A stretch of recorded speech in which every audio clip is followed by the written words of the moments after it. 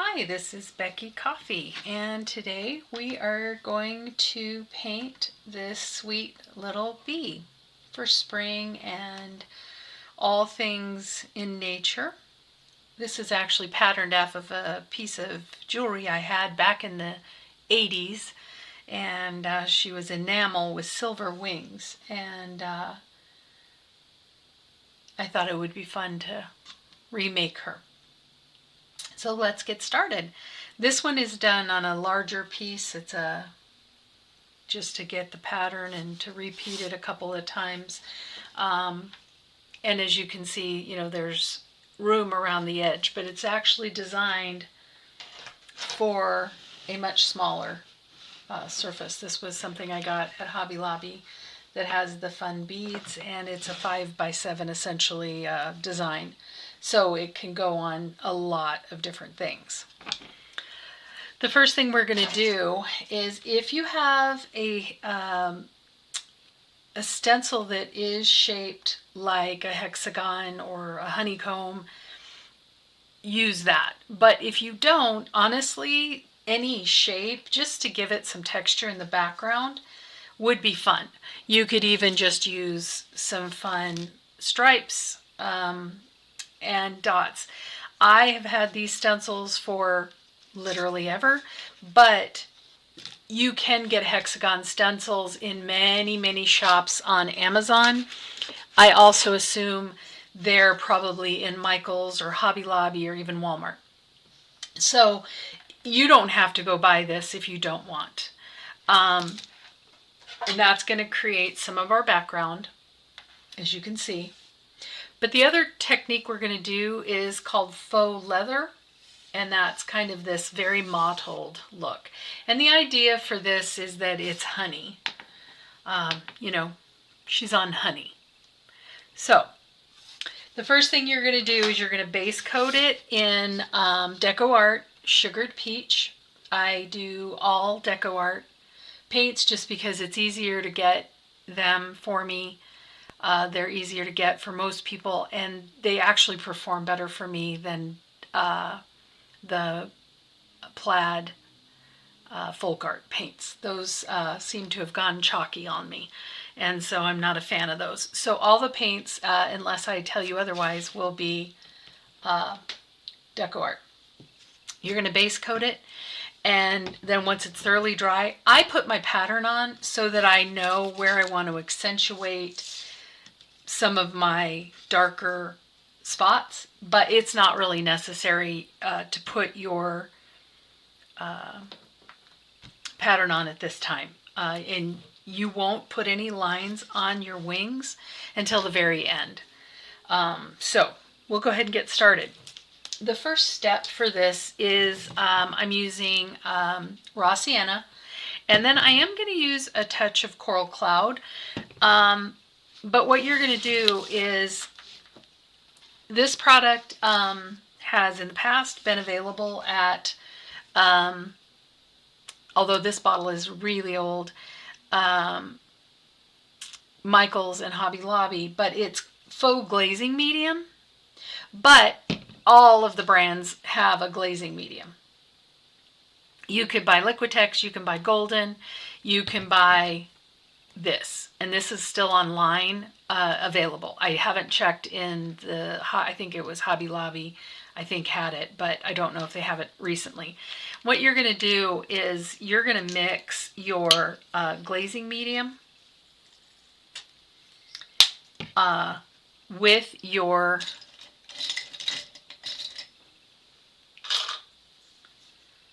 paint.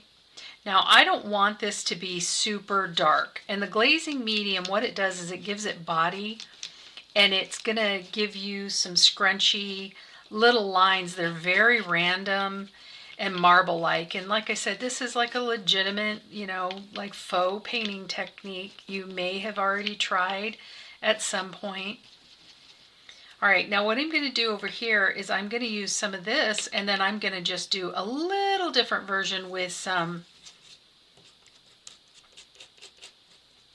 So it's toned with it And then I am going to need some more of this. And there's really no specific formula for the amount of faux glazing medium that you use in your paint. It depends how sheer you want your colors. And so, especially for my raw sienna, I actually want it fairly thin.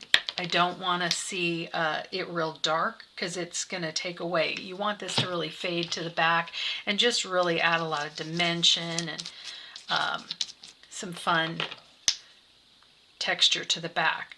So on this one back here, I'm just going to use a little bit less of the faux glazing medium, and it'll be just a tad darker. So, and I think this one is probably going to be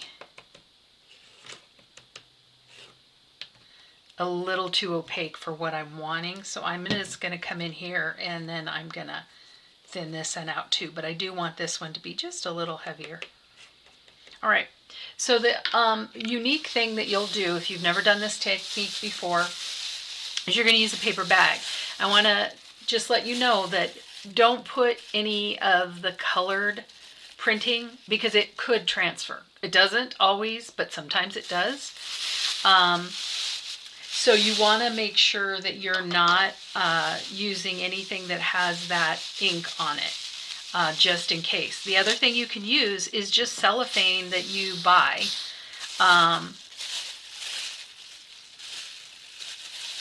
So I'm going to use kind of like this part, and you want it to be really crinkly.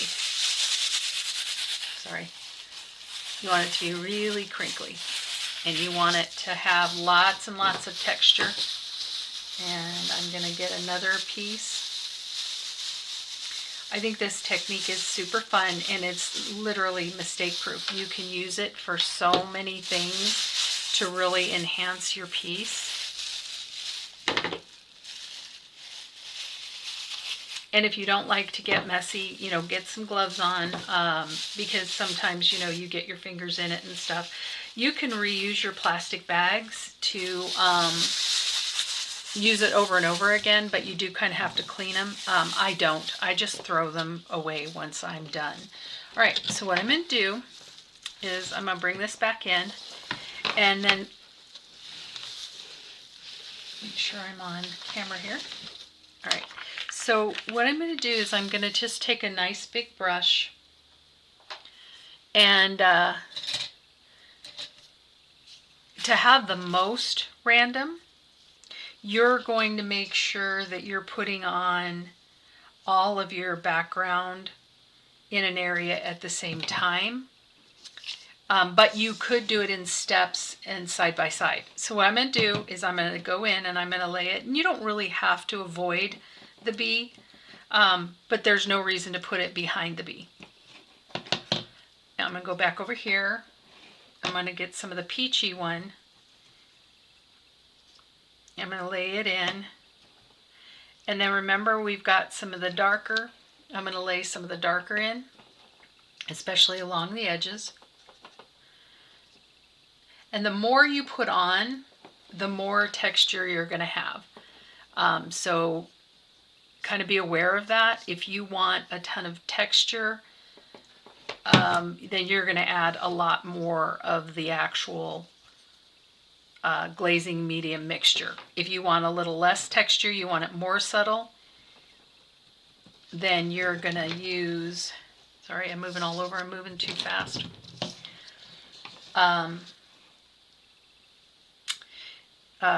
You want a little less texture. You're going to add your mixture in thinner. And you have a little bit of working time. The glazing medium makes it more open. All right, so I really want a little bit of this peach to show through in certain areas. All right, now what you're going to do is you're going to take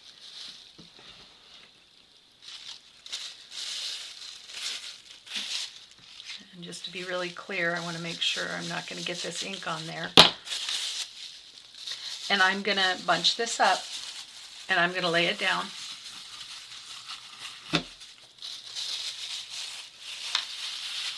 And the more loose the bunching is, the longer your texture will be, and the more crunched up, the tighter your texture will be. So you can play with it and kind of figure out what you want. And I need a little bit more. I'm not going to use that one just in case I get the ink on it. All right. All right, so what you're going to do is kind of bunch it together. And as you can see, it's just sort of covered. And you're just going to wait, I don't know, there's no real set time. You want to just wait a bit, kind of push it in, bunch it up, and you're going to pull it off. Now, one of the things that you can do is if you're not happy with an area that has, you know, like that you don't like, maybe you want less texture, is you can go in and you can pounce. And again, the glazing medium leaves an open time. So now you do need to wait until this dries. And it's always going to be a little bit different than it was the last time you did it. I want a little bit less on my background, so I just put it, and it lifted. I don't think you can see it on the plastic, but it lifted any of the excess, and it lightened my background. So it's a little more subtle. Now, while you're waiting for this to dry, if you're not happy with a spot, you can take and wipe it off. It's a very forgiving technique. What I am going to do is I want to soften it in a few places. So I'm just going to go in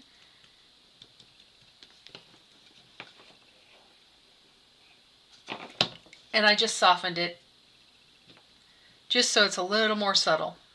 And that is totally up to you. This is the kind of thing that you can really play with. I recommend doing it on, you know, maybe even a piece of paper. I guess you could do it on, maybe put some matte medium down to seal it. But anything, just play with it a little bit. If you don't like it, you could paint back over it. You could also skip this step altogether. And so this is our first surface, and I'm going to pause, I'm going to get this dry, and then I'm going to come back in with my stencil.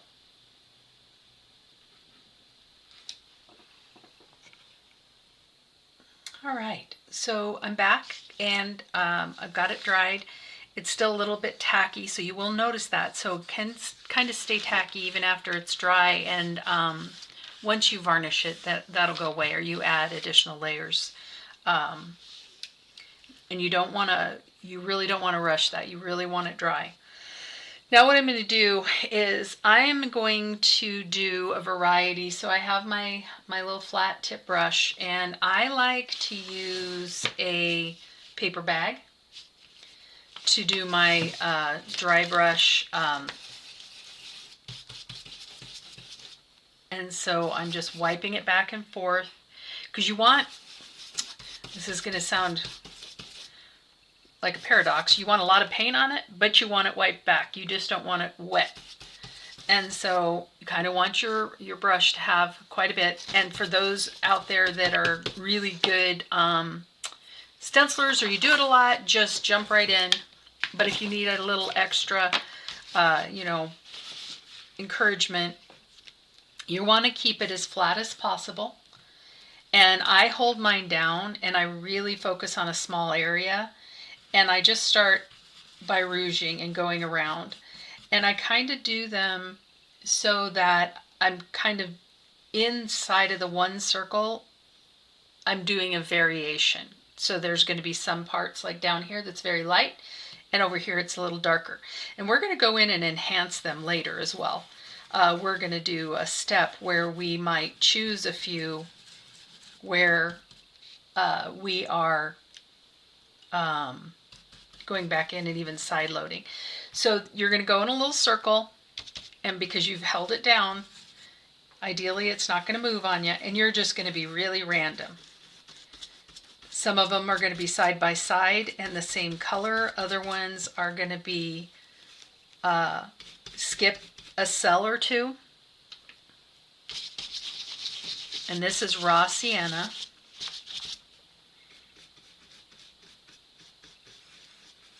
And then we're going to go back in with the peach, which is coral cloud. No, excuse me. Yes, coral cloud. And then we're going to come back in with the base coat color of sugared sand. And the beads kind of get in the way, so you kind of have to figure it out. So now what I'm going to do is I'm going to line it back up really carefully. But I kind of had to move them around because the beading was kind of getting in my way. So I want to really hold it down at the edge so you don't get that, you get that nice smooth. Okay. All right, so see how it's variegated and you're just doing different. And again, it's all about the texture. You could even skip this altogether. If you wanted a really pristine background, if you wanted stripes, you could do with tape and make some stripes. So hang on, let me get recentered here, figure out another way to go at this. All right, let me do it that way. All right, let's get on here. And I go through, in this case, I'm going through with my raw sienna first, so I get, you know, like the darker layer in, and then I will move to the coral cloud and the whites as I go.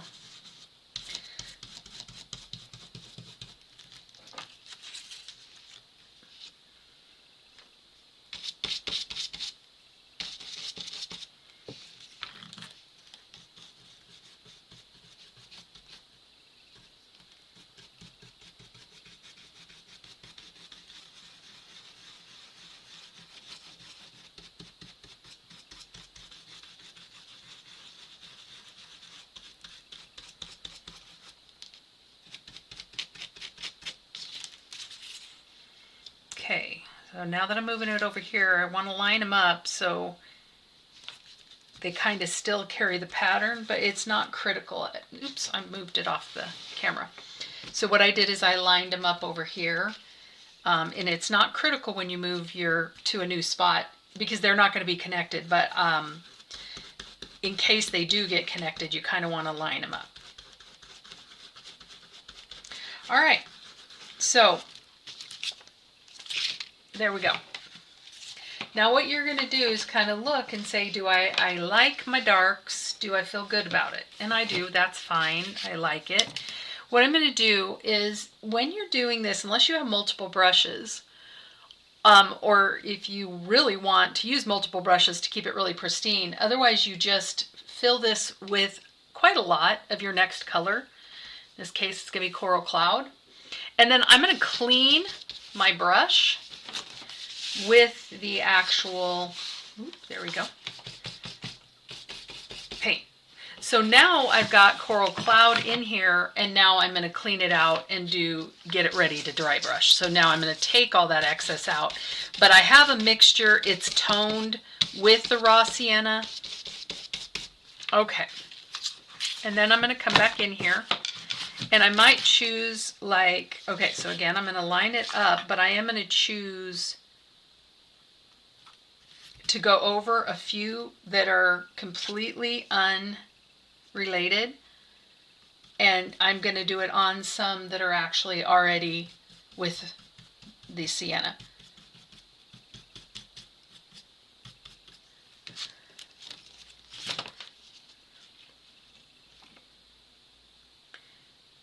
And there's not quite as much of this color. This is just to give it a bit of pop of that color more than anything. Did one right here. And then I'm going to do a couple over here that have some, and I need to line my pattern up.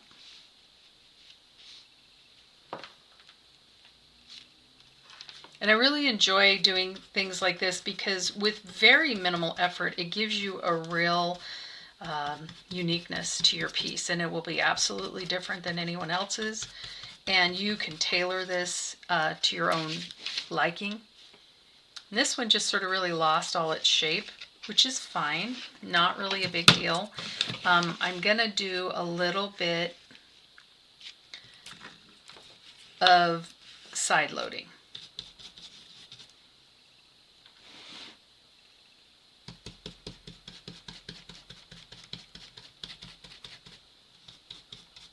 Okay, and then my final color, I am gonna move to a different brush just because it's the base coat color. And essentially this is just gonna give me one final layer of texture, and I'm gonna kind of choose some spots to really lighten it.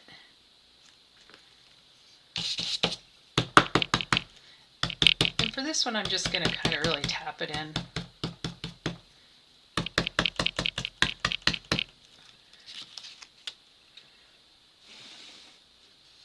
Put it kind of right in here, and I'm gonna put some right in here.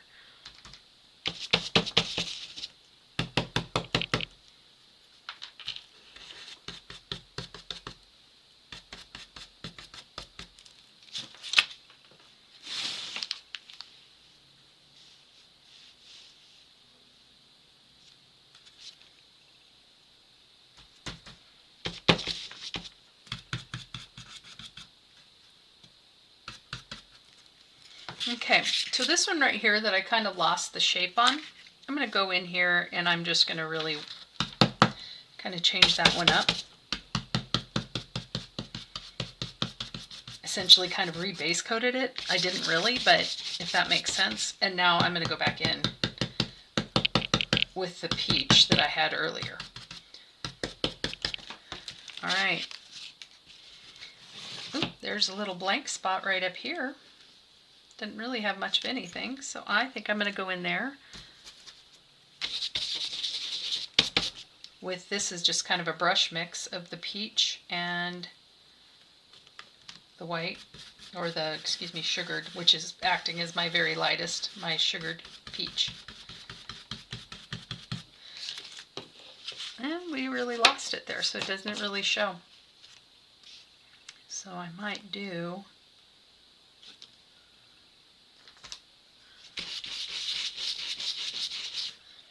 I have raw sienna in here, and I just kind of created a dividing line. Okay, so now I would usually, if you're going to do stenciling for me, the tip I like is I like to keep a bin of water that is at least is a flat bin that is like a cookie tray. And then I lay it in the tray with water so I can keep moving. And then unless you know you're done, you don't want to wash these yet. So now the other thing you can do is you can wash these with alcohol, rubbing alcohol, and it dries faster, and then you don't have wet brushes. So anyway, that's how I take care of my stencils and my stencil brushes, but I'm going to set those aside because we are done. All right, now we are ready to move on to actually base coating. Now, base coating literally is nothing special. So I'm actually going to pause. I'm going to base coat. That way the video isn't a million hours long. And just follow along with your instructions.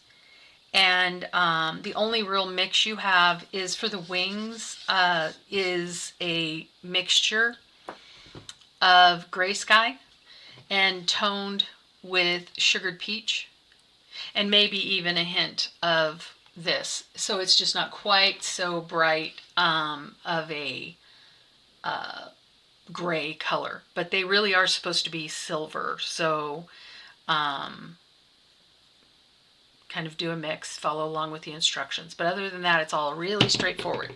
So I'm going to pause now, and then I will be right back. Okay, now that we are all base coated, we're gonna just kind of look at the overall in the background, and I want to add some final touches. And what I'm going to do is I'm just going to do just a typical side load with some raw sienna, and we're going to darken or crisp up, really not darken so much, some of the hexagons. And so as you're kind of looking at them, kind of just pick a few and just kind of pick a side to do it on, but you're not necessarily outlining them or doing all of them. You're just picking some random ones and kind of balancing out the background. So that's kind of why I wanted it base coated, to see if there were any that I wanted to do or which ones I might want to do. And again, just a typical side load and then randomly placed.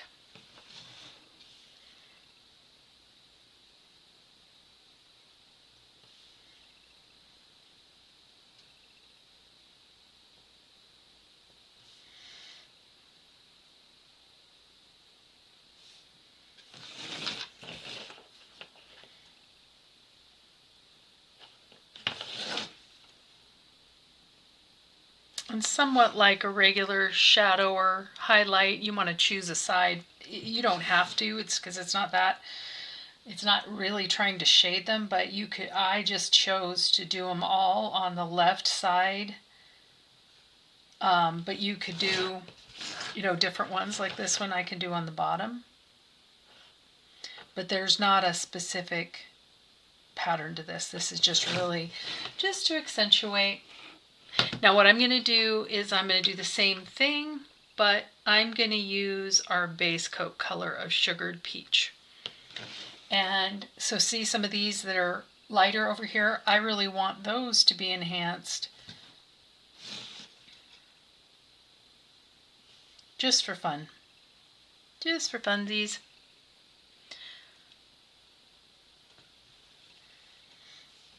Another cool way you could do something like this is you could do scrapbook paper.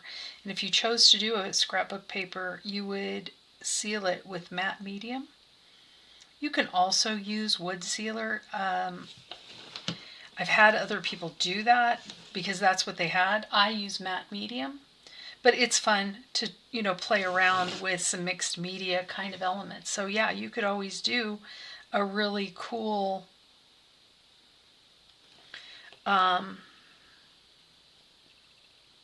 background with some kind of paper.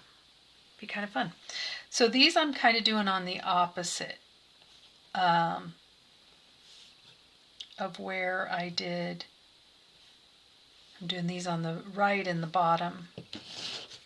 And I'm going to add one more set of these, maybe like right here.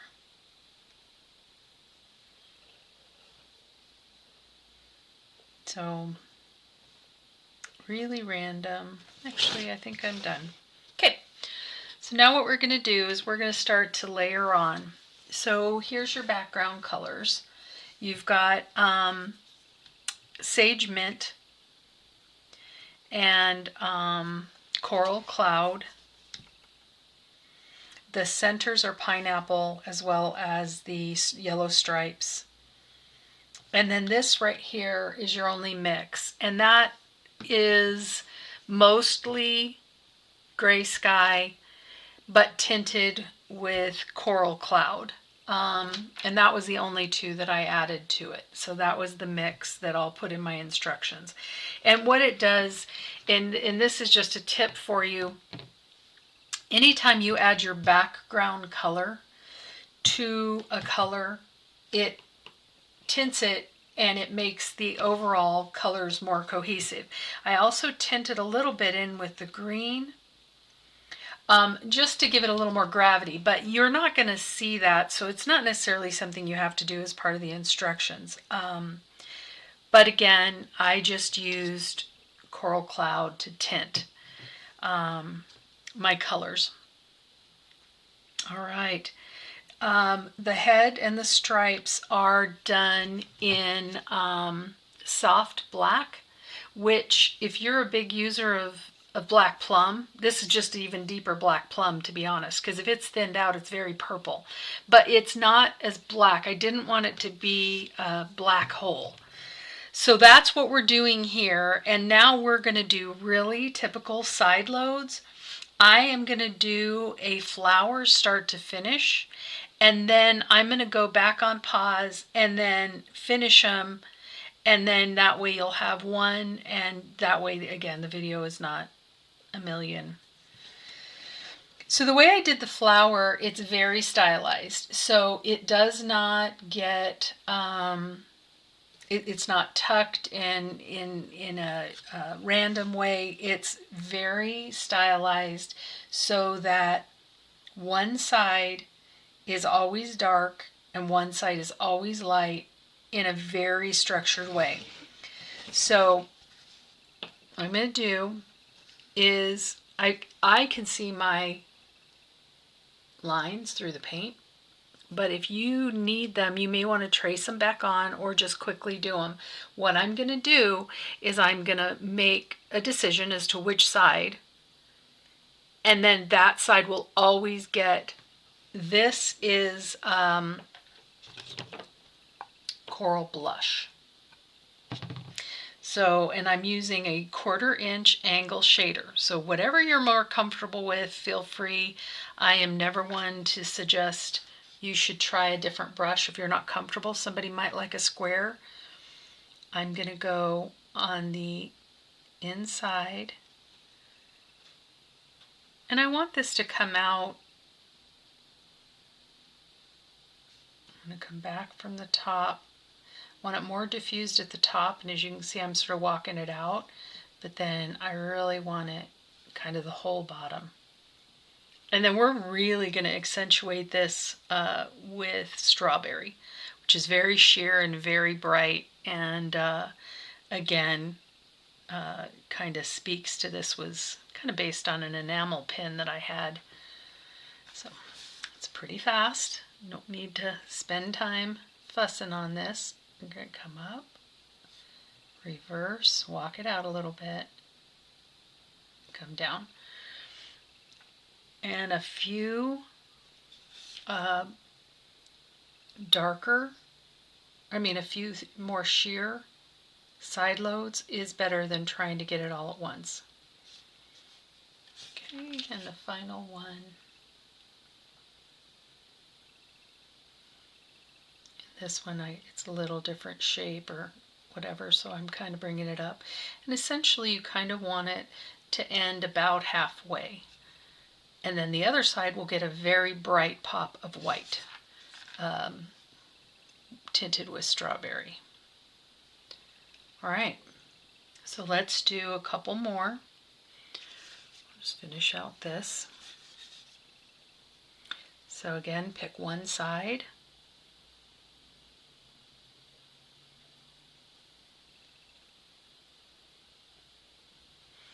And that kind of got sloppy and over there, so I'm just going to scoop that and move it back, clean my brush.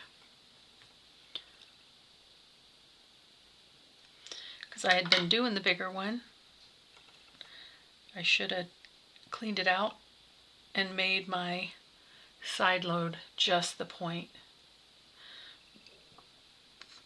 so I can do this tiny flower.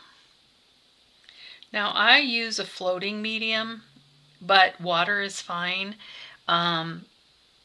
Really, it just depends how dry it is. And just remember, if you use a floating medium, it takes longer to dry.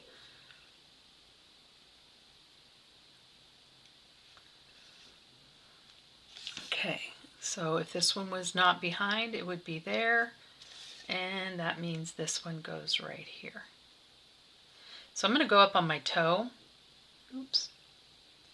Go up on my toe, because that entire thing is going to be the dark. Okay, and this final one.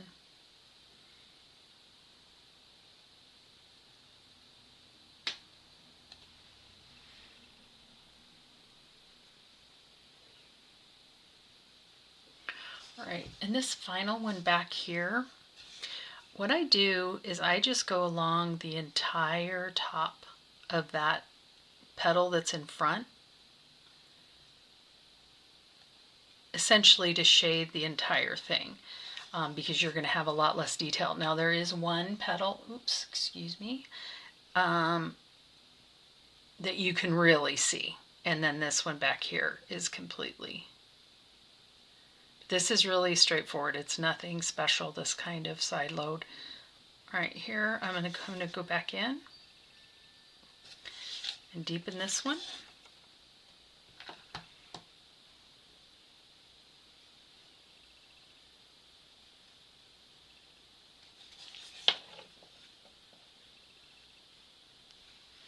Okay, so that's kind of your first layer. And then that big one has already another coat on it. I'm going to reload, and I'm going to come back in here, and I'm going to deepen this one. So this one I kind of forgot. You kind of have to go around that.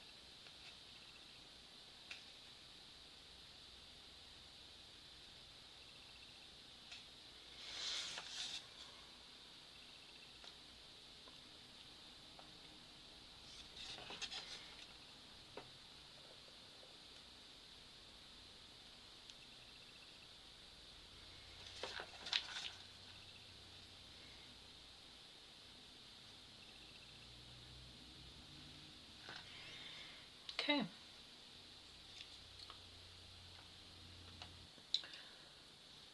All right, we'll keep going.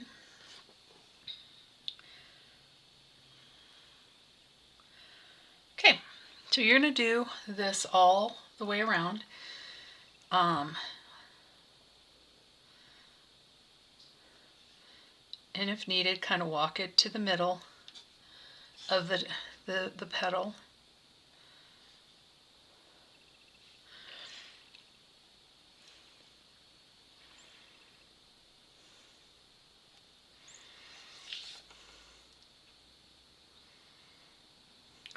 So on this little coat here, I'm just sort of really focusing on that top tip.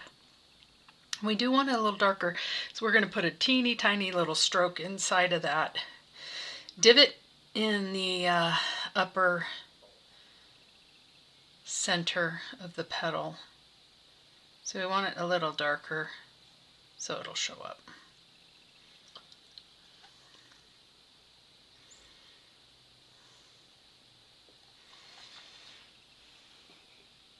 And you don't really have to work too hard to avoid your green. You're going to have a couple layers on there. So, okay, again, we're going to darken this one back here. Separate that. And bring it about halfway. Okay. All right, I'm going to pause it and I'm going to do these, and then we'll go to our next level. Okay, so I've gone around and I've done the coral blush on top of the coral cloud, and you again want it to be about halfway up and down just the one side, and then all along the inside of the flower. Now what we're going to do is we're going to put in the other side, and this is titanium white with a hint of strawberry, and what this does is it just gives it a tint, so it's going to read really white, but it's just turned a little bit. So we're going to go ahead and just really get the shape of our flower in here. And you're going to do the same thing. You're going to just choose the opposite side and go all the way around and up to the middle of the top. These are very straightforward. There's nothing really terribly special about these flowers. I love to do these little flowers because they're just so easy to make them look more natural or more stylized.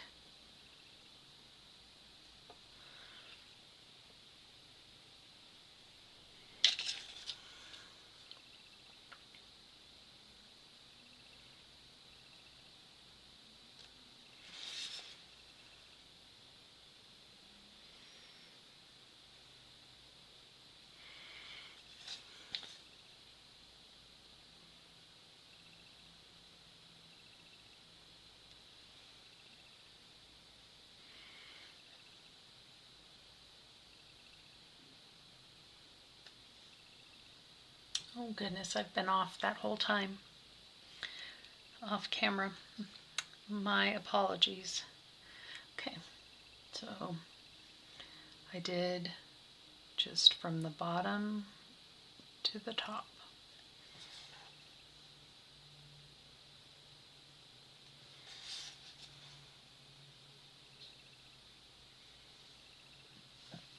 All the way around.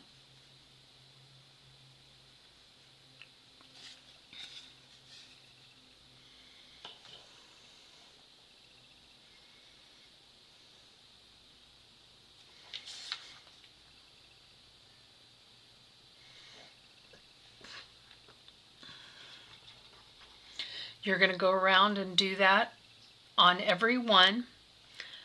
But if you want to really skip ahead, I'm going to just show you what I do on the other side.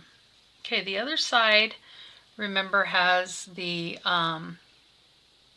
coral blush on it. Now what I'm doing is I'm just doing a very sheer of the strawberry pink to accentuate.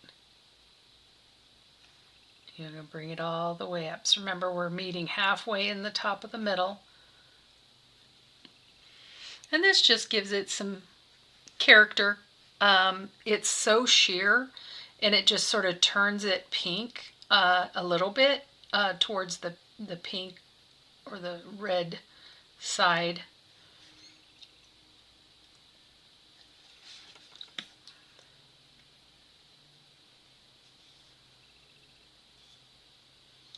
So this one is a thinner.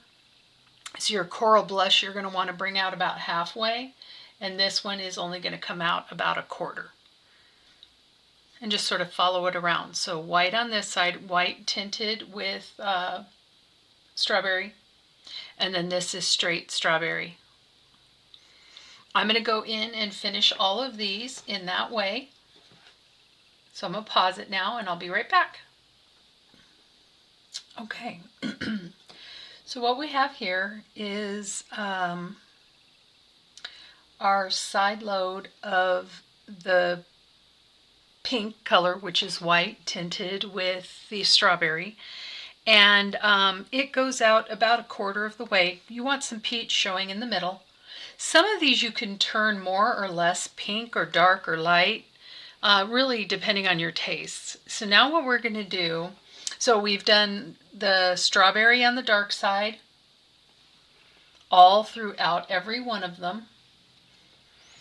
And now what I'm doing is I'm going to go in with titanium white with less a smaller load, a shorter load, so that I'm really only getting, on these big flowers, I want them to be very white on that edge.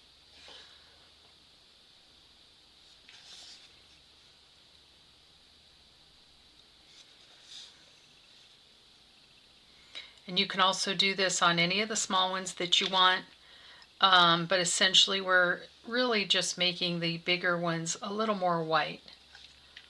And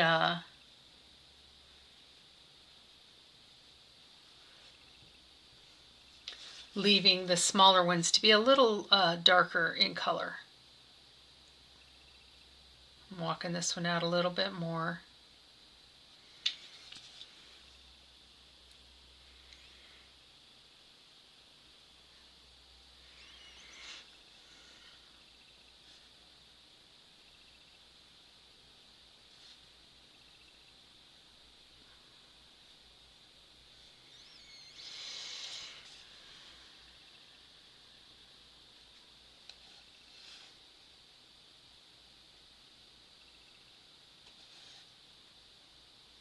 That one got a little too far over.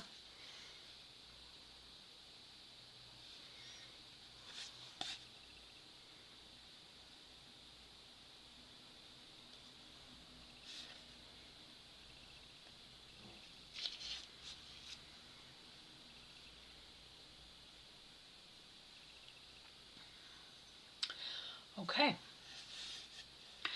so Now that I'm looking at it, I just need to decide if I want these to have a bit more white in them. And I do think I want them to stand out just a tiny bit more. So I'm going to widen my side load and just kind of make it broader, if that makes sense.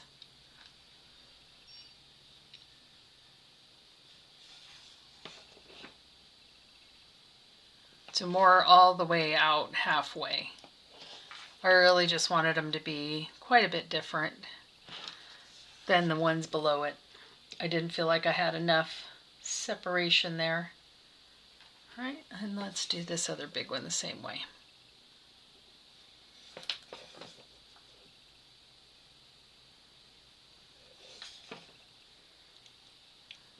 These are supposed to be just a very stylized apple blossom, so if you want a reference photo, they're little apple blossoms.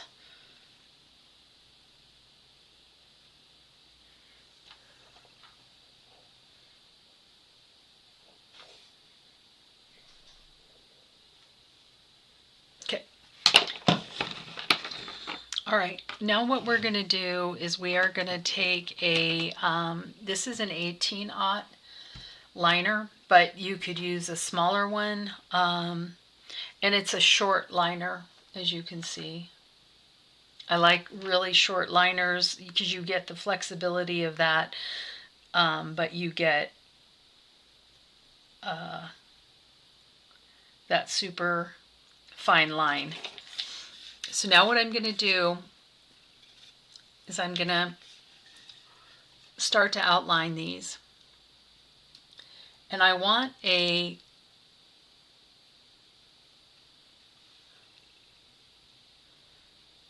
little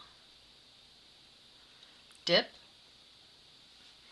in essentially what would be the middle of the top, or just slightly to one side. And that one's very big.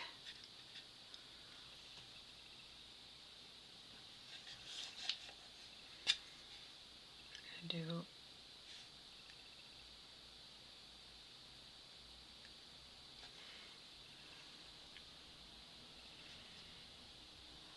okay, so do your dip and then essentially a comma stroke.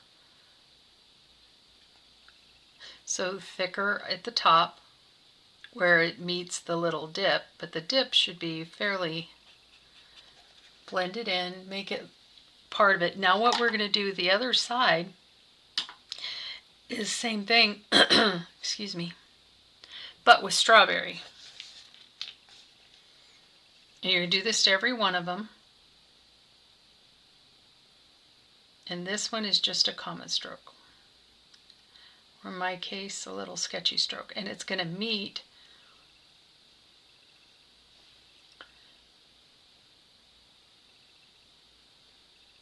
sorry, I was having a hard time focusing.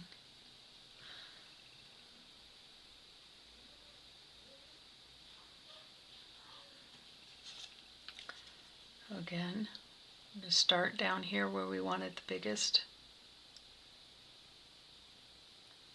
and meet at the top.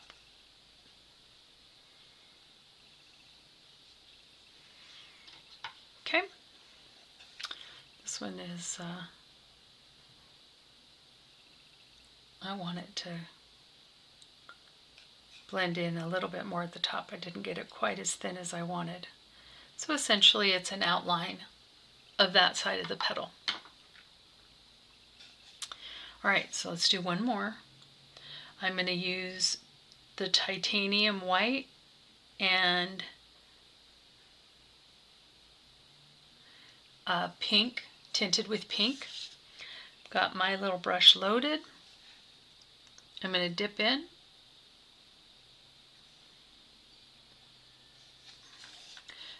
Then I'm going to start press down and pull up as you get down towards the bottom. And then on the opposite side,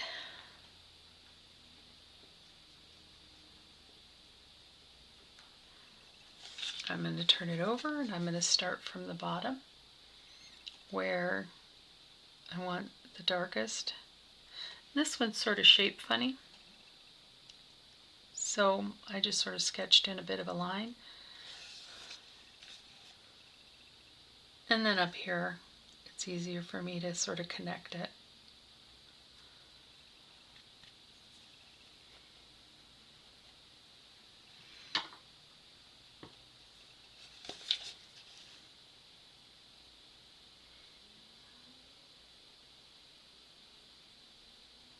And that one's kind of funny shape, so a little harder to do just a straight comma stroke. And then I just sort of faded it in because it was just a little too strong. All right, let's do another one.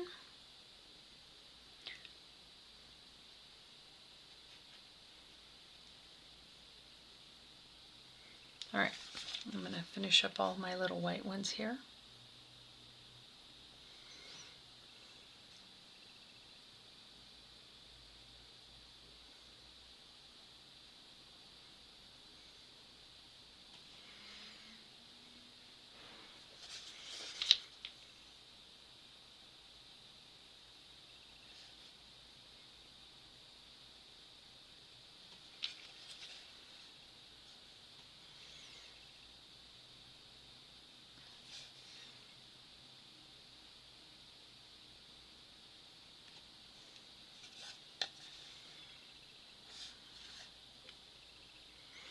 All right, now we're going to go back around and do the strawberry side.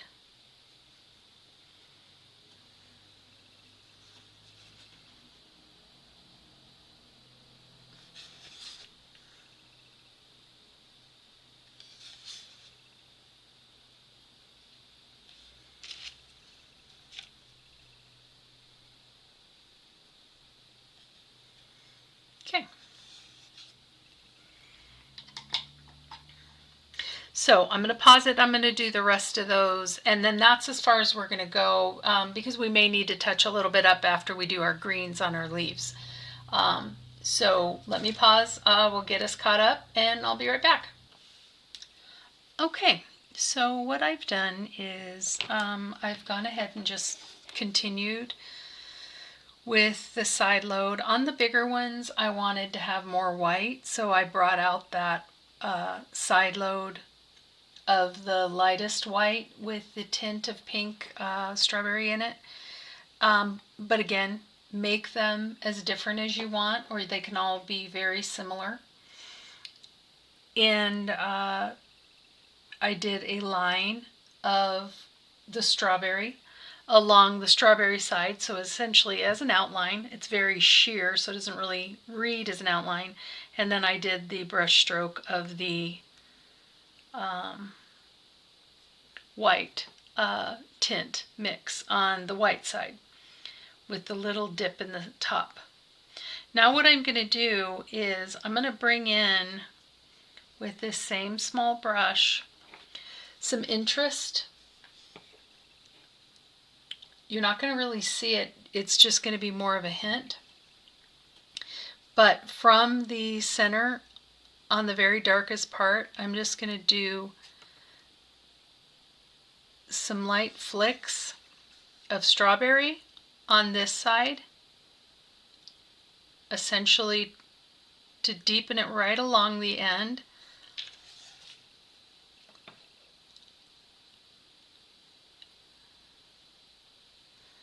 And this is just straight strawberry in the brush. It's very dry. It's not a, it's more of a hint. And then on the opposite, I'm going to do the same thing, but with titanium white.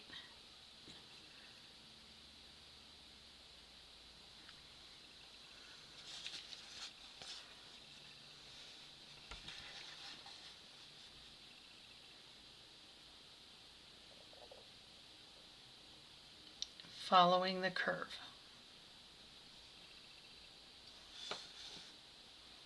And then meeting the strawberry lines. And even cross over them a little bit.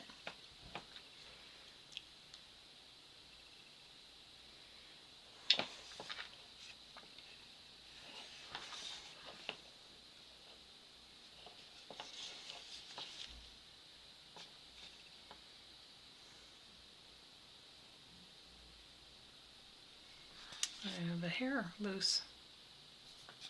Okay, start on the outside and walk it in.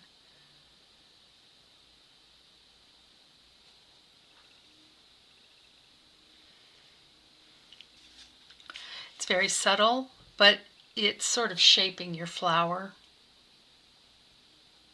There's not a lot left to do on them, so you kind of need to do the most you can with your little layers. And that is pretty much what you're going to do across all of them. And then we're going to do the leaves next. So I'm going to pause. I'm going to finish doing those, and then I'll do the green in the leaves. Okay, so what I've done is just a little recap. What this really does is it reshapes anything you've lost in the side loading. Along this edge, you're going to do the strawberry, and you're going to do some subtle strokes, tucking that petal down.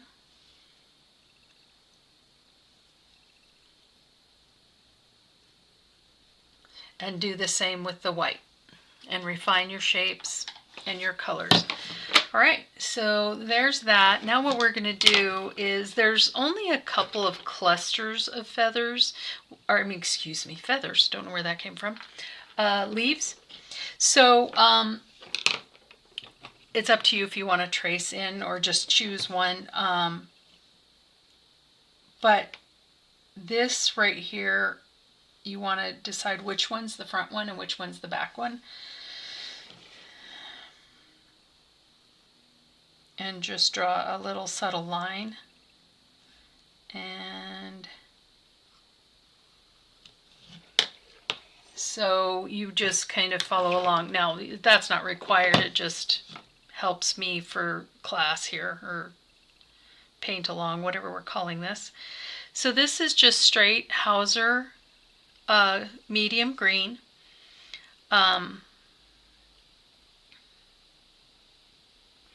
Over the sage mint. And on the bottom one, we're going to side load and just walk it up. So you really want most of the leaf to be covered. So it's not just a shadow at the bottom, kind of the whole leaf will be Hauser. And at the very tip, leave it without. So this one, do the back one behind it. And same thing.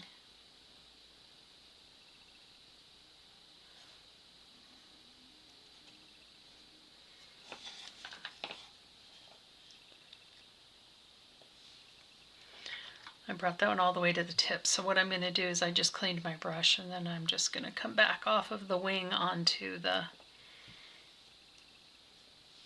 Okay. So let those dry. While those are drying, we're going to go ahead and drop in a shadow along the flower with the same Hauser green.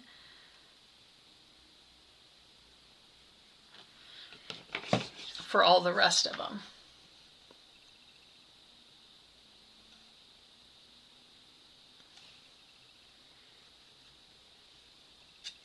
And just a real narrow float. So most of this one's going to still really remain bright. Now over here you might want to do a couple of coats because you need this very end in here to drop really deep. And so I walked it almost to the tip, but then we'll come back in and really deepen this corner.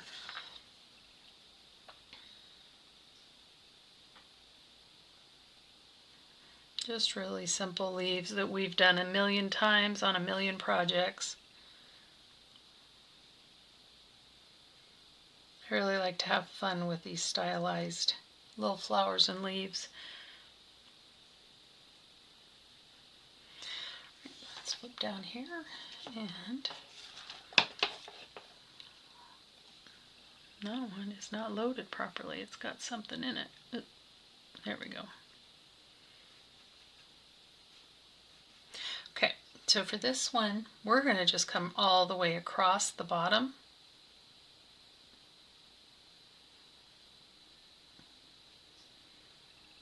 We're going to stop there for now.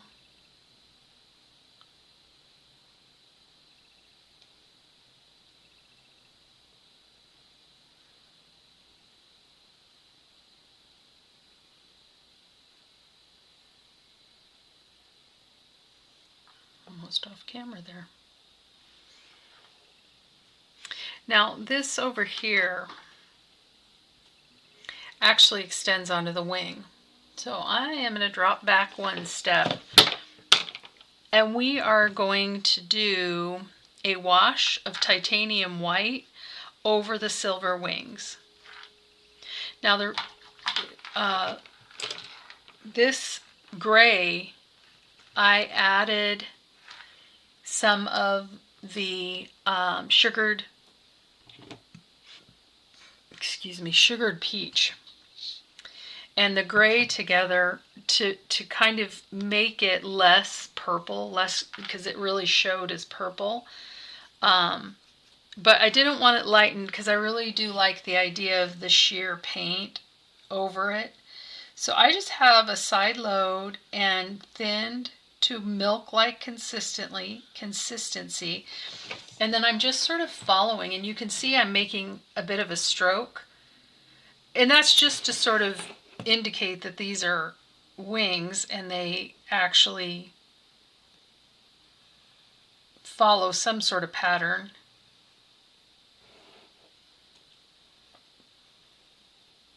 But we're going to put some subtle white lines on them. So this is not, this is really, you just want to lighten them, but you're not creating the pattern or anything at this point. Okay, so while that one dried, I'm going to go back over here.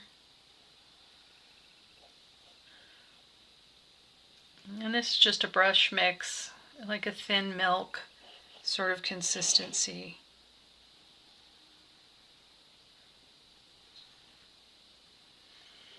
And you can go over this a couple of times to get it as white as you want. And then we'll go in and put this green leaf in. Sorry, I had that off camera again.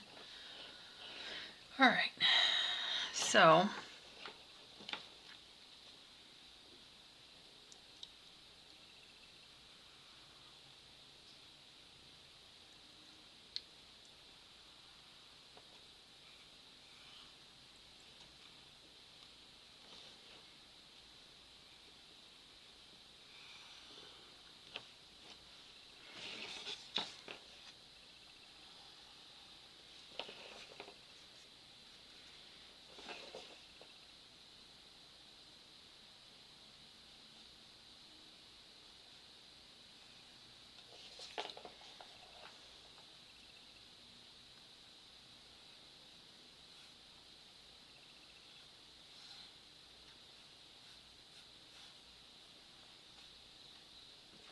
okay.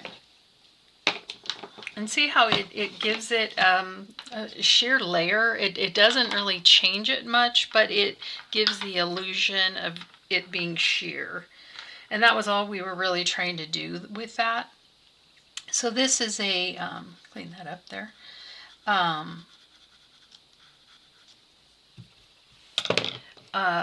You can add as many as you want. This is a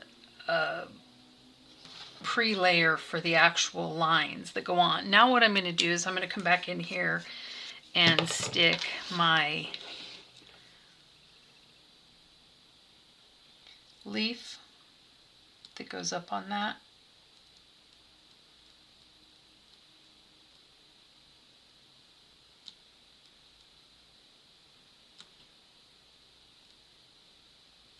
All right. Okay, so that was just a little backtracked because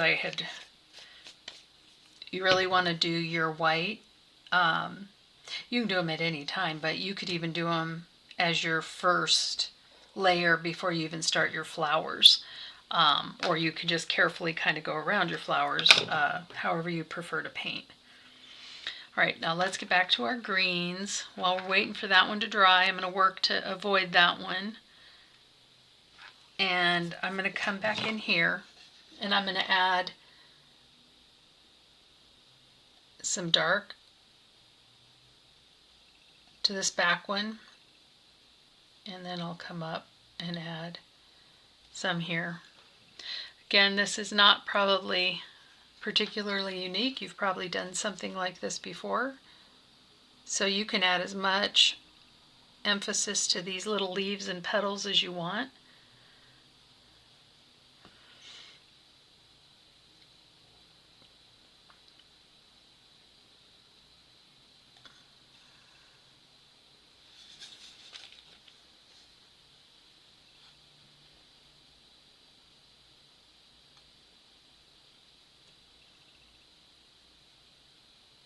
Okay, this one's dry already. So we're going to go ahead and tuck in at the bottom.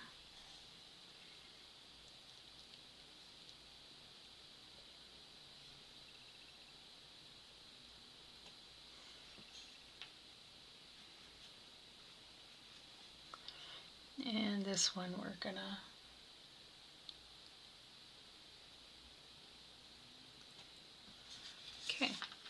come up here and do these.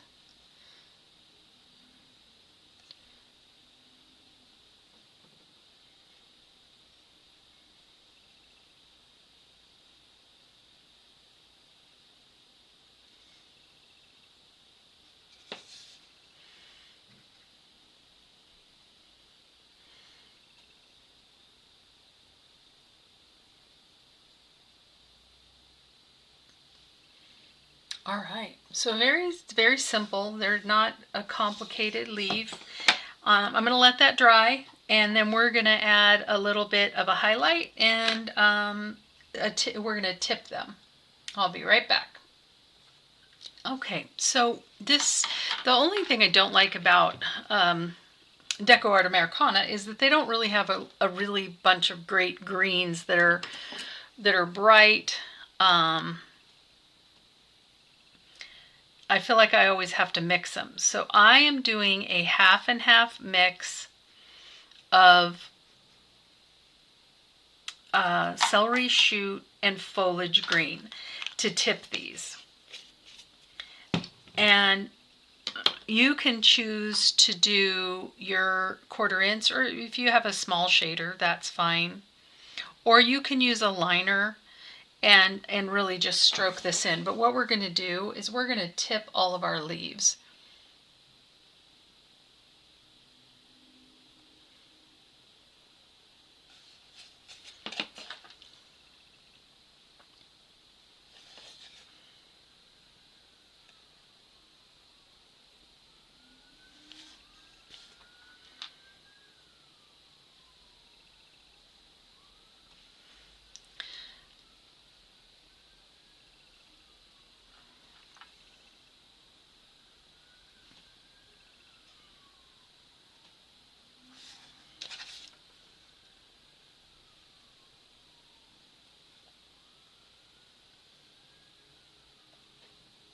Even the dark ones get, oh, look at me on the camera.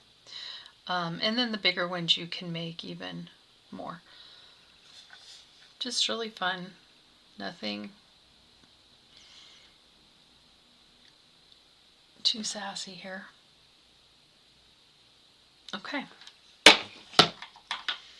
All right. Now you can go whichever way you want. I kind of like to have a little fun, and I will do a light line in the middle, and then I will do a dark line, or I will outline them in dark and light, and just sort of do them differently, and it's really up to you. So we're going to stroke a little comma stroke, just very subtle.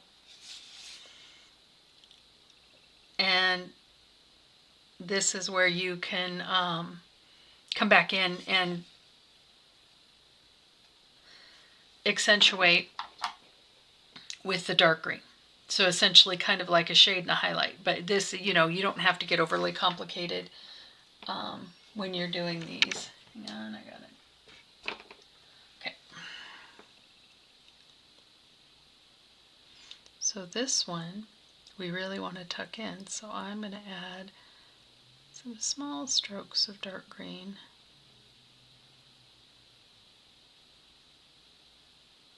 And then just a subtle outline. Or you could do the same thing with the light green. So, and you can mix them up. So different ways. So we'll finish those and we'll decide which way we want to go with those. Now what we're going to do is we're going to switch over, and I want to bring the entire piece up to sort of the same level, and then we'll do our finishing darks and lights and getting shadows and highlights. We're going to switch over to work on the bee now. And this is a really simple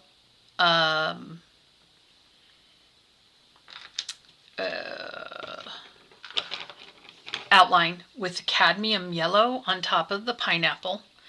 And I'm out of floating medium. Okay, there we go. Okay, so we're going to just take, I'm going to use a bigger one because I really want that graduation. And we're going to do this middle one. Excuse me, the top one. And it's just a simple side load.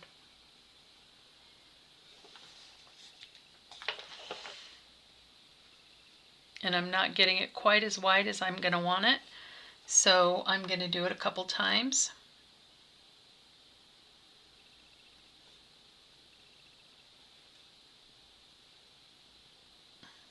And really the biggest thing is that you want to do them an equal number of times. So if you're going to do a couple layers up here, you're going to do a couple layers on each segment so that you kind of keep them in the same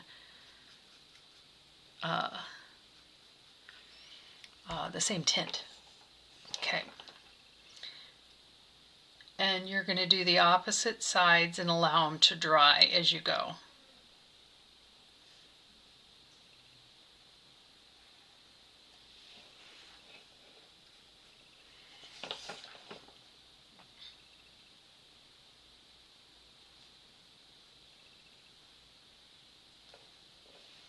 And if you prefer, you could have done your bee first, if you're the kind of person that likes to do the whole shape and then layer over top of it. Or you can then just kind of scumble in underneath here, like in this case right here. You can't really do so much of a side load. So we're just going to drop that in there. And then down here. Start at the point. This would be really cute too if you wanted to add lettering, or even, like little metal or wood words or initials. You could add those. This, I think, has a lot of potential to do some really fun things. But I don't like to paint myself into a corner with words like welcome or hello or whatever. Because there's so much of it out there. And so, but feel free to choose a different pattern that you've already got, or go and buy one of the words. I think it would be adorable that way. Okay, now we're going to come back in. We're going to make sure it's dry. It looks like I've got a little wet spot there, so I'm not going to go back up there yet. I'm going to do the opposite side of this one.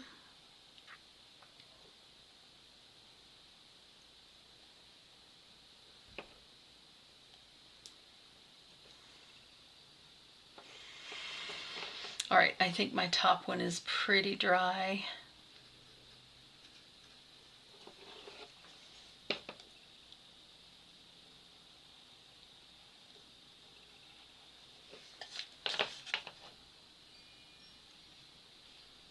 Okay.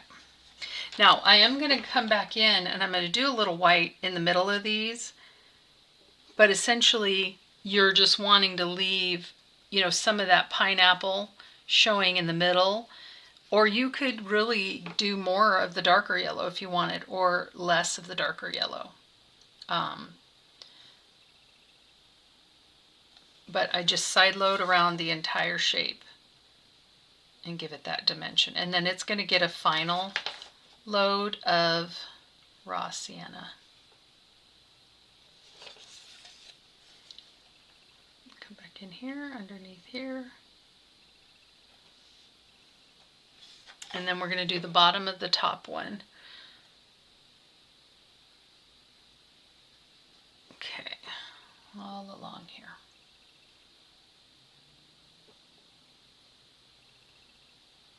Okay.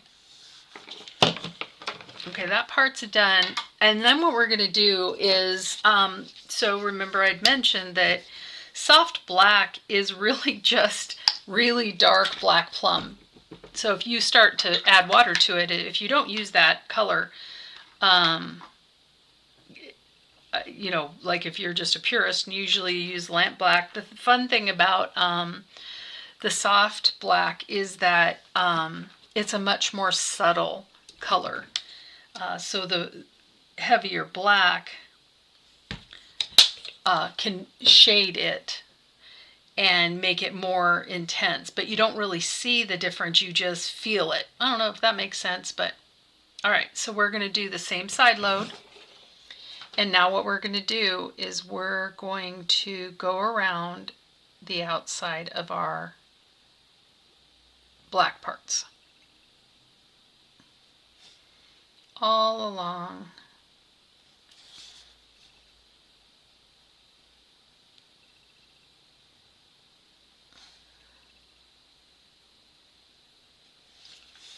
So essentially you kind of have left in the middle of your shape is that black. Let me go to the smaller angle. So the other one was a 1/2 inch, but for almost everything I'm using the 1/4 inch. And I like, if you can find the longer angles, I really like those. As you can see, it's very long. All right, so I have that.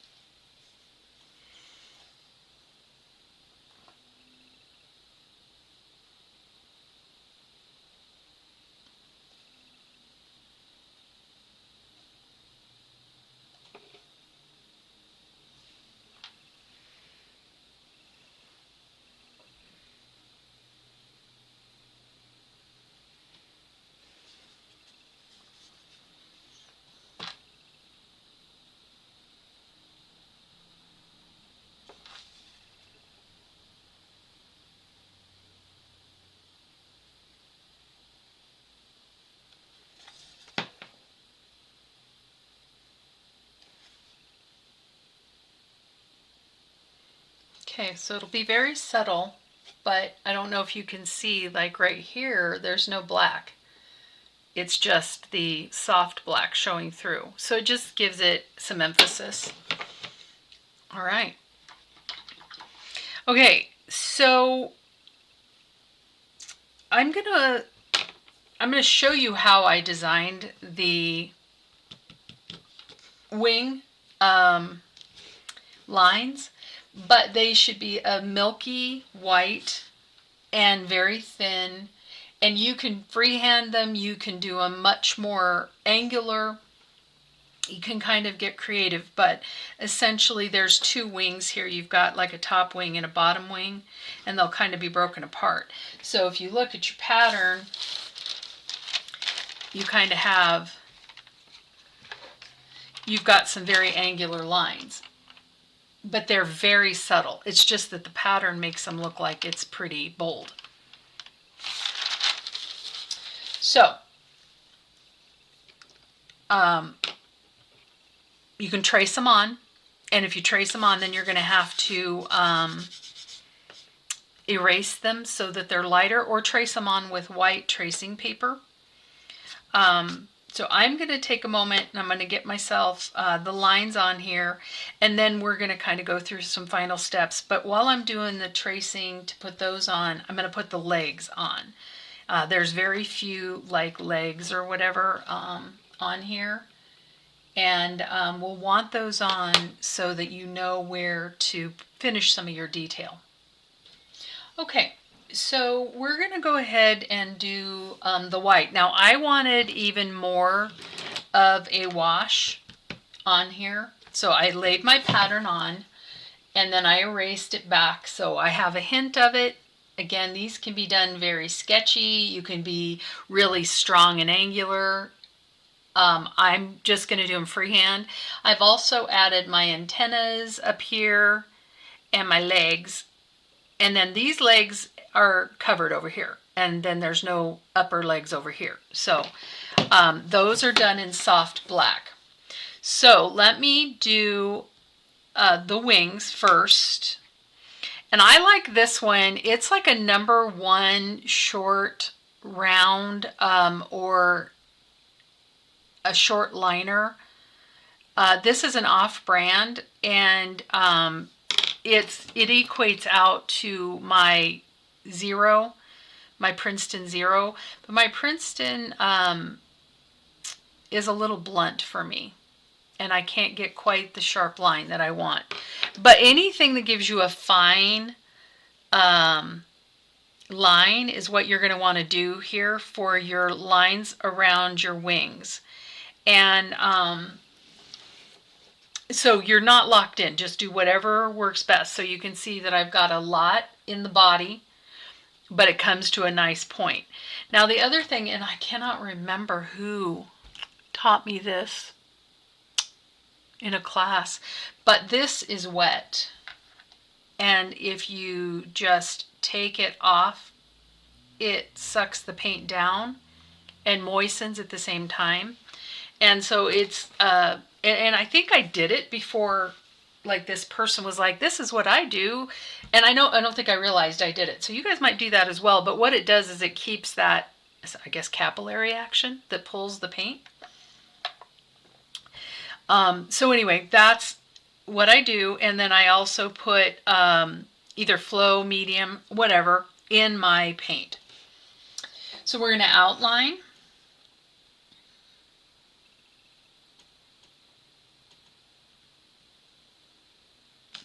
And we're going to kind of stay on the gray.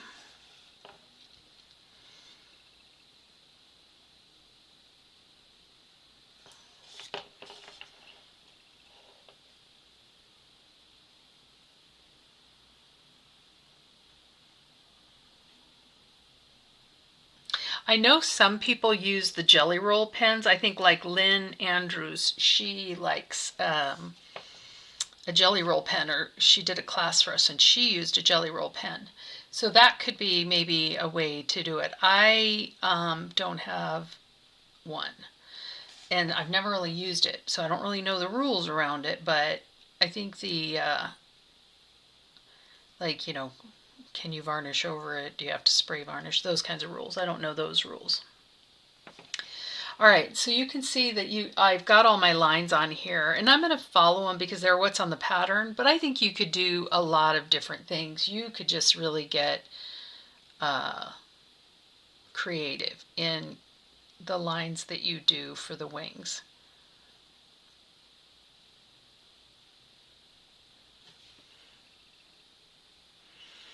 Another tip for lines is look where you're going, not where you started or where you're at.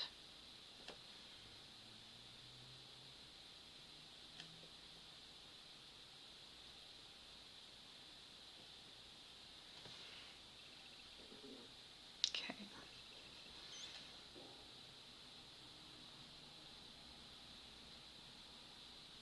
And you're not really trying to go for a really heavy line here. You're trying to go really light. So I would rather do them a couple of times and get some variation in them.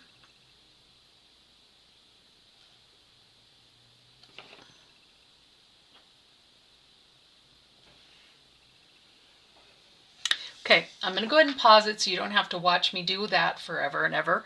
But I'm just going to complete that, and then we'll come back and we'll do the black for the legs. Okay, so these are going to be covered with your choice of metallic, silvers, or shift paints, or you could use the dragonfly glaze. I'm going to put specifically what I used in here, but you don't need to go out and buy things, but the wings will be covered. So you really, like, I kind of, there's some places where there's more white, and it's just going to add to where they're a little more transparent in some areas and others not so transparent. So have fun with your wings, and you can really just have, like, do different kind of techniques to get your white lines on there. So don't feel like, bothered that it doesn't, that you're, because they're going to be covered. Okay. So now we're going to do the legs. This is just thinned, soft black.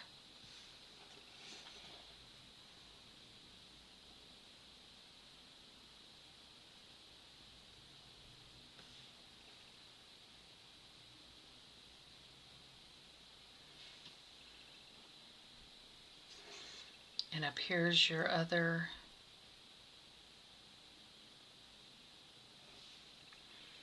antenna. And then down here we've got 2 legs.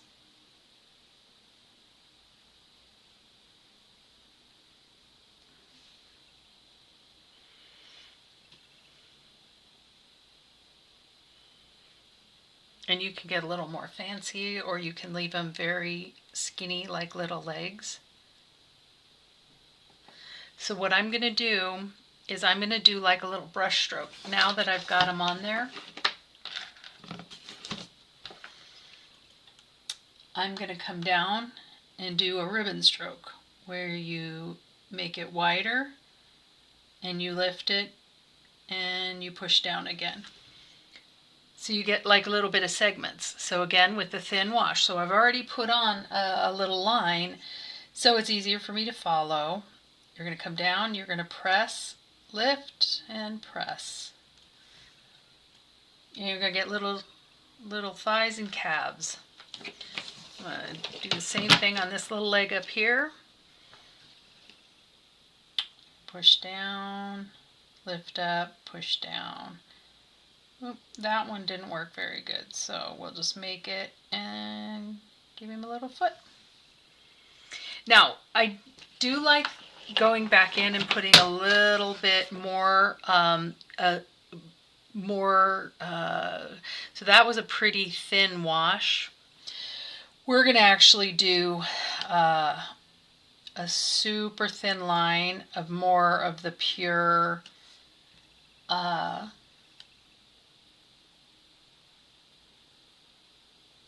soft black. And then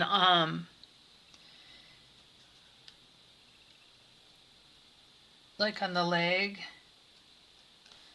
just put some hints of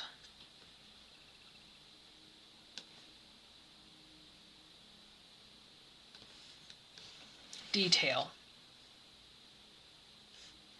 Just like little strokes.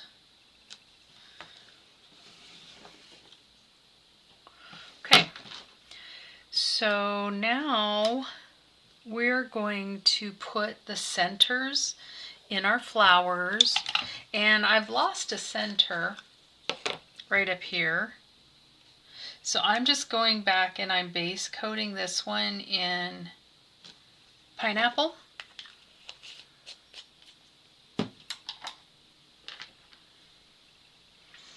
And then we're going to take some sketchy lines of burnt sienna and soft black with that same liner brush in the center of your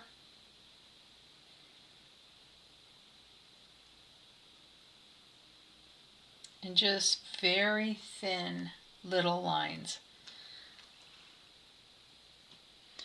And these should be really subtle. You know how the stamen has little stems that kind of lift up the little pollen bits or whatever? That's kind of what we're doing here. So they're really more of a suggestion. And they come out kind of on every side. And then we're going to dot, and the dots are really more of what you'll see.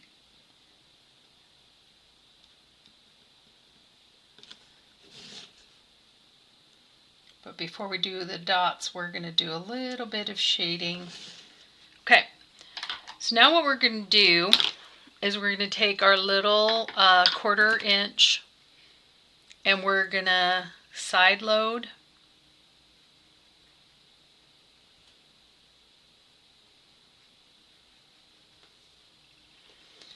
with burnt sienna all around and really drop that in.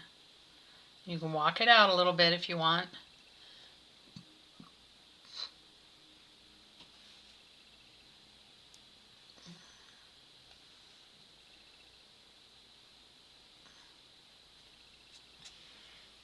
In that back flower, you're going to just go across the whole thing. Down in here, there's quite a bit more because that leaf is, or petal is pretty much, you can't see it. And then around in here.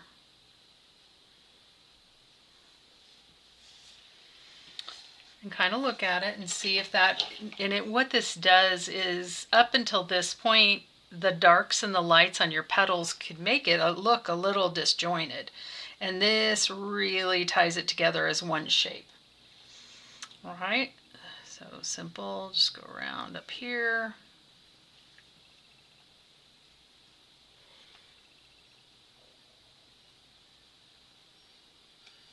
And this one.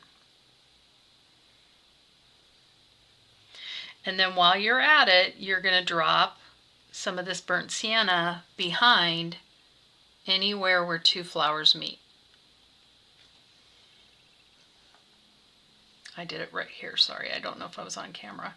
You can even put it on your leaf, and then we're going to go around the entire little bee. Because these tones are all very close.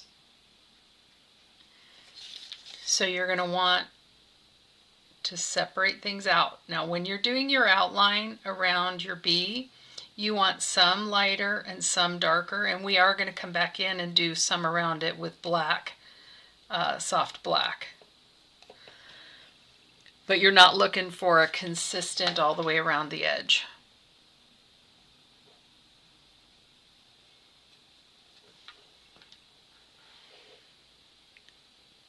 This is again the burnt sienna.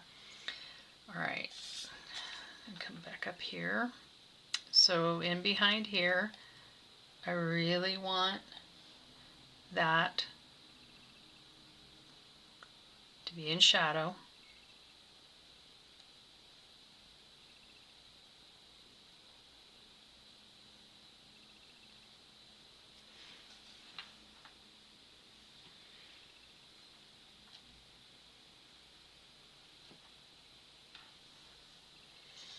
So in any of these little corners, you want to get up on your little edge and just kind of drop it in instead of side loading.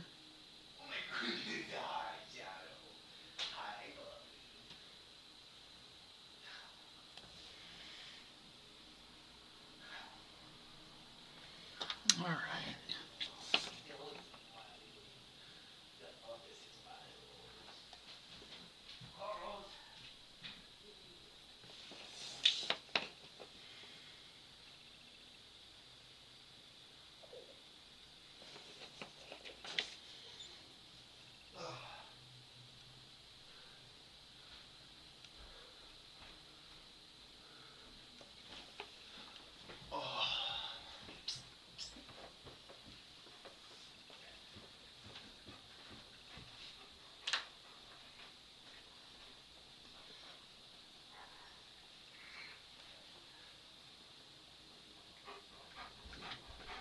I really like this part because you can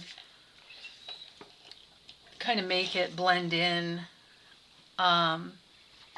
using your background, kind of making it cohesive in your background. So you want to kind of look at it and just make sure it kind of flows into your background. Now I am going to use my little liner, my little short liner, and I'm going to come into these spots and I'm just essentially going to drop in kind of a solid wash coat of the burnt sienna. Because those little areas obviously would be in shadow, but they didn't have any of the background, some of this stuff, on it. All right, so now kind of to finish that part of it, I need to finish my flowers doing the same raw sienna, and then I'll do the black, and then we're going to do a raw sienna on top of our bee. And essentially you're going to follow it all along, even on the black, and this brings your shape together in one cohesive shape. So I'm going to start here, and that's probably a little darker than I really want, so let me thin that out, move it along there. So even on the black, and on the black it's going to be a glow. It's not a shadow, but on the yellow it's a bit of a shadow. But essentially what you're doing by doing this is it brings your shape together. Where like these two colors meet, instead of doing a straight up outline, this is essentially a shade that shows up as an outline visually. So we're going to come over here and do the same thing. And this is, you can go over the edge because remember you've already shaded the outside of the bee with the same mix, if that makes sense. Okay. And then we're going to come up here and do this part.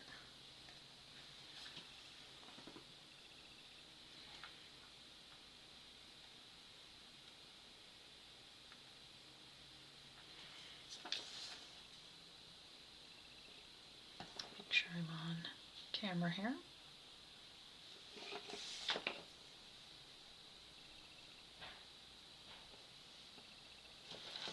All right, so I'm going to go ahead and pause. I'm going to finish putting in all of my sienna. Then we're going to put some black around the edges and we'll finish our flowers. Okay, so what I've done here is, and I used a little bit bigger 1/4 inch. This says it's 3/8, but I've done black in certain areas, the soft black. And I've also added a little soft black in between some of these. And just, kind of look at your piece. Now the other thing I'm going to do is I'm going to take a little bit of soft black and I'm going to put it in the background.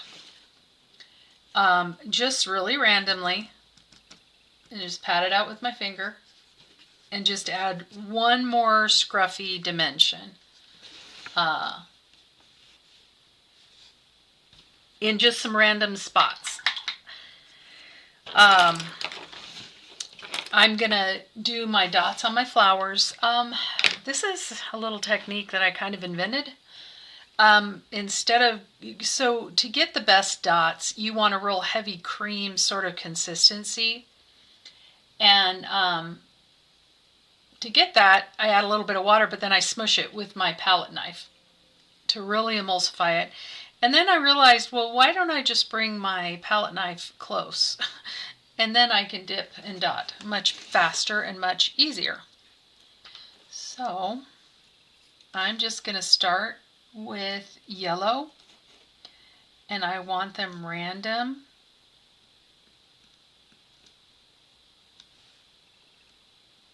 And you've done this a million times.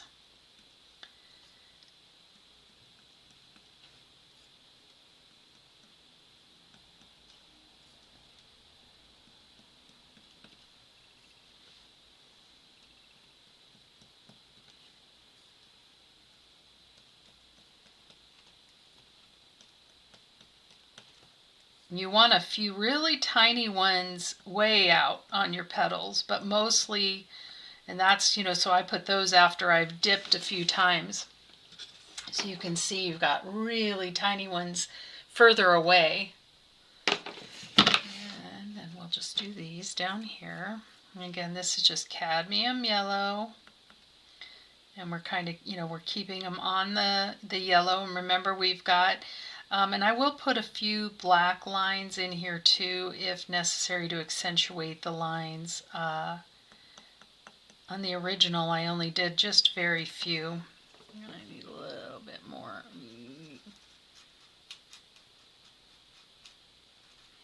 If you're ever having a hard time with your paint, bring out your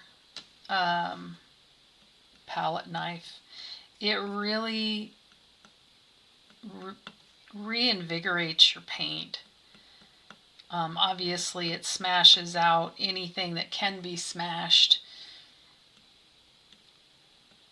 But I find as they change colors each year, and I want an old color, I tend to hang on to my old bottles anyway, so sometimes they get a little gross. Okay, now I'm going to do the same thing. I'm going to emulsify my paint, get it onto my palette knife.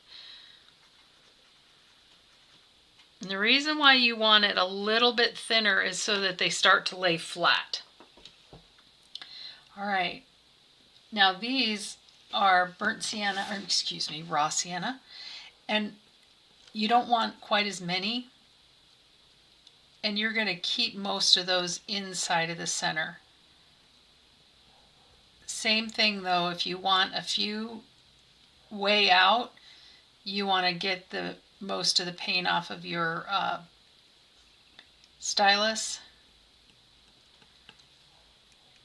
and then go to the further out.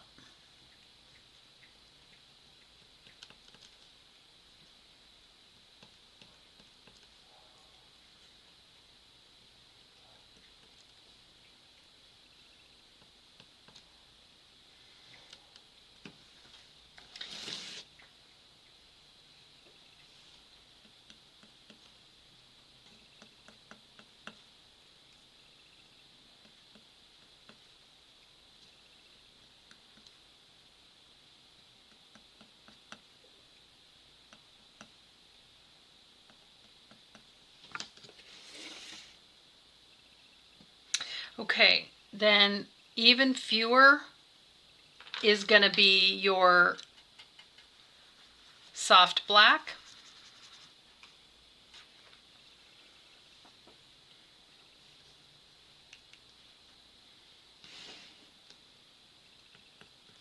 And really isolate those in the center.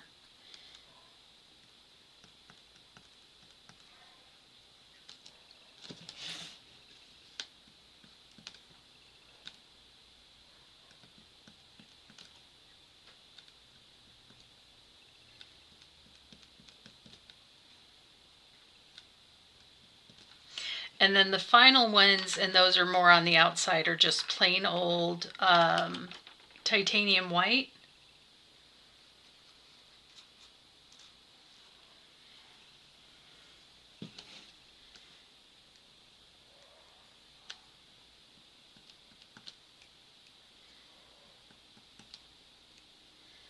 And those I put really on the outside and kind of on the border, maybe a few on the inside. And I do these last because they kind of cover up, the darker ones. And I think that kind of lends some extra dimension that you get for free, if you know what I mean. Happy little accidents, as Bob would say. Oops, excuse me, I was back off of the camera. All right. Okay, so now we're going to finish outlining our leaves. And I think now that I've gotten here, I think I'm going to do them in, I do them in a mixture of the half celery shoot, half foliage green, but I'm going to do them, I think now that I've got it this far, I'm going to do them all in the Hauser medium. I feel like it matches the tone, and I'm just going to outline them.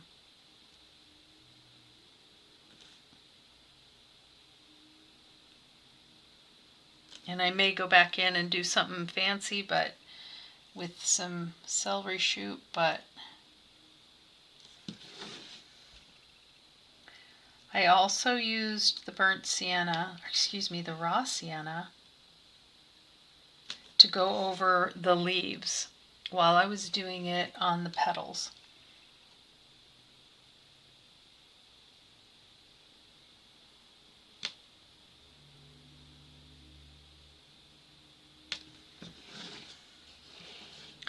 Once I'm all done, I am going to tape off the plaque and I'm going to paint the beads. And I haven't really decided what I'm going to paint them yet. I might do a pattern of black and yellow, but I'm not sure. I hadn't really decided yet. At first I was just going to do them white. I know the beads are very popular in home decor right now.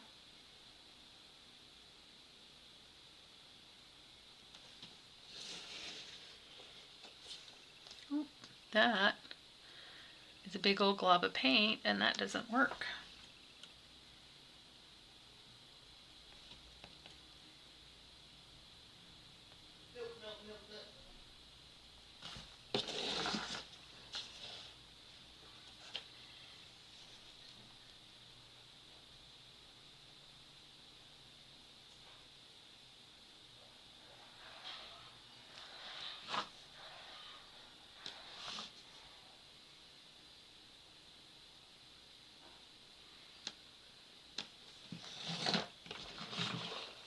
All right, and then we're going to do a little scruffy brush, a little bit of white.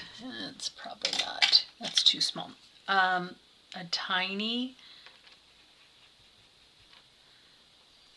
white highlight in the center, especially on this one. This one you know is also large enough, but down here you may only get just a tiny hint.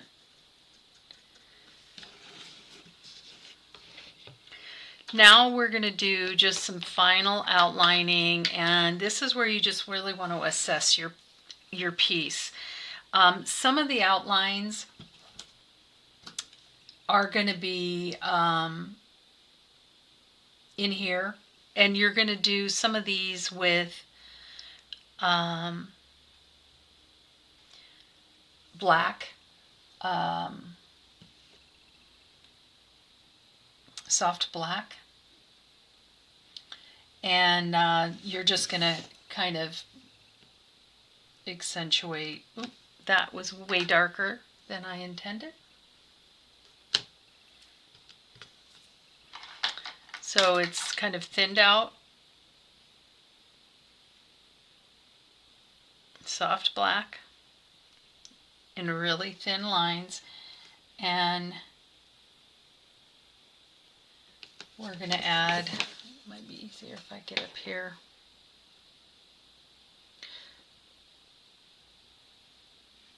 essentially to delineate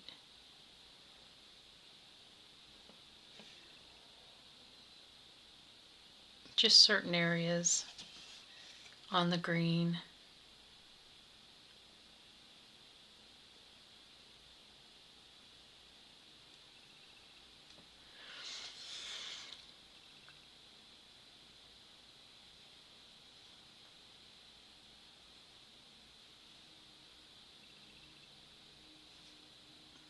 Very thin outline on your bee.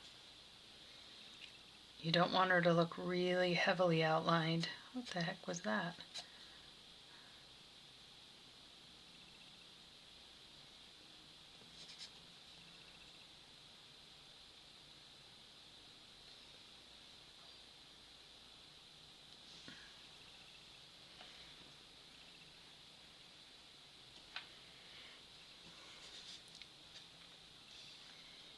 Okay.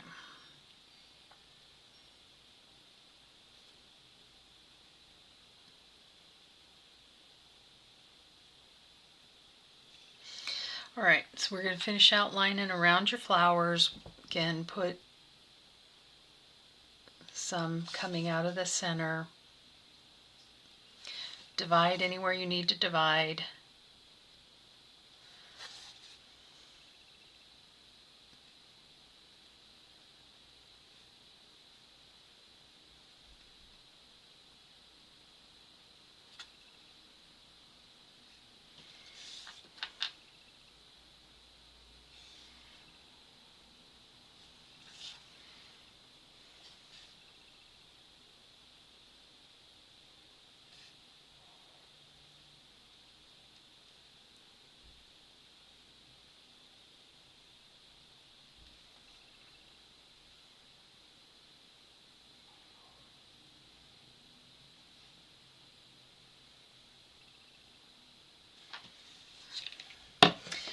And just sort of go back and forth and play with it a little bit. Now, what I'm doing on this one, I really liked this color shift, and I'm going to put that on the wings. And it's very purple, and so it's kind of a real pop because there's no real purple in here. The closest you have is your pink. But essentially, it's just a really fun shift of color, and I'm not even sure the camera is going to pick it up.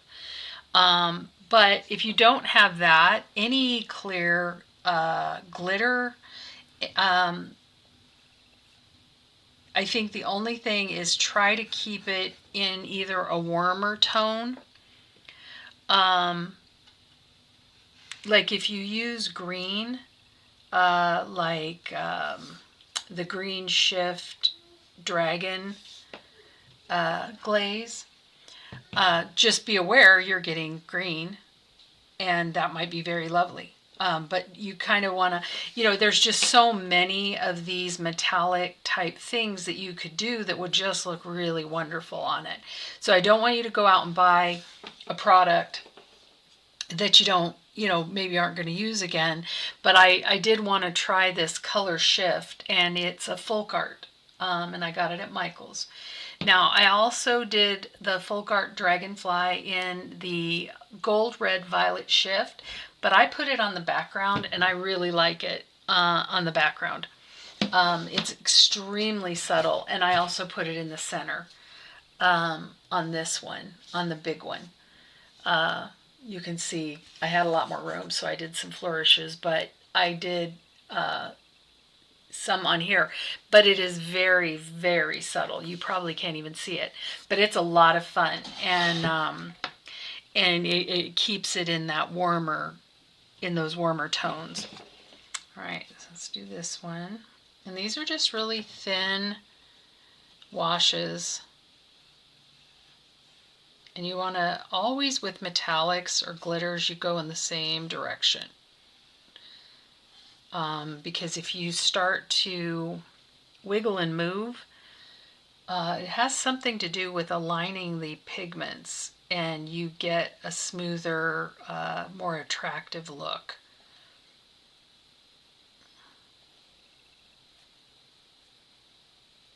So right there, I laid it in the opposite way, but then I pulled it that way. So I'm going to go up to the edge, same thing here, but then I'm going to pull it back. And it's extremely subtle, but it makes all the difference in the world. So there you go. Those are your wings done. Now you can add a second layer to that if you want more color. Then here is the dragonfly glaze, and I really love this product. It's so much fun, but I've only used the green, and as you can see, you can't really tell anything much about it. And then when you put it on, it's just so much. It gives you just so much. So what I'm going to do here is I'm going to put it on the background, and I'm going to put it on my centers of my flowers. And there's only going to be one step after this and we're all done. All right, so here I'm going back and forth, but I'm keeping it in the same line. And you likely can't see this, but on that honey brown background, it's just giving a bit of sparkle. And it was kind of a happy accident. I was kind of playing with it. I really hadn't used it much. And I just really, really enjoyed it. And this is, again, the red, gold, violet shift in the dragonfly glaze. And I'm not putting it on the bee, but I'm kind of putting it all over the whole background. And then I'm edging the flowers with it on the white. And the centers.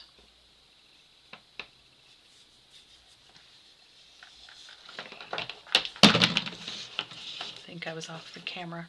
I mean, this is boring. This isn't anything special.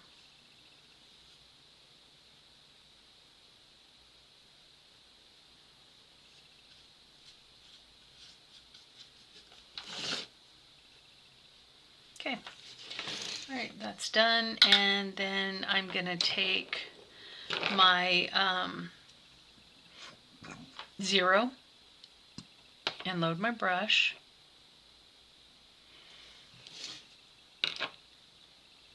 And this you kind of want a little bit heavier, and I'm just going in and putting some dots in different places. And you can leave this off altogether if you're not a glitter girly. And then I'm going to do the edges on the white.